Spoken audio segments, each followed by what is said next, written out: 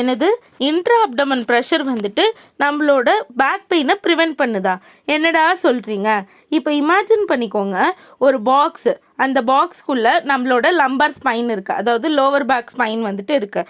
அதோட top of the பாக்ஸில் வந்துட்டு டயஃப்ரம் இருக்குது, பாட்டமில் பெல்விக் ஃப்ளோரு, ஃப்ரண்ட் அண்ட் சைட்ஸில் வந்துட்டு அப்டமன் மசில்ஸு, பேக்கில் மல்டிஃபீடஸ் அண்ட் எரெக்டா ஸ்பைனி மசில். இப்போது நீங்கள் வெயிட் லிஃப்ட் பண்ணுறப்போ, மூமெண்ட் பண்ணுறப்போ, உங்களோட கோரை டைட் பண்ணுறப்போ, அப்போ வந்துட்டு டயஃப்ரமும் பெல்விக் ஃப்ளோர் மசிலும் அப்டமன் மசிலும் சேர்ந்து ஒரு ப்ரெஷரை க்ரியேட் பண்ணும்.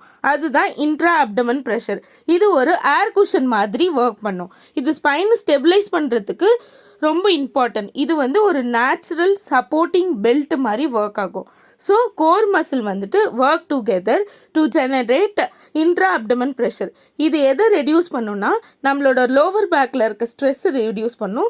So even when you bend, lift or sit, your spine is protected.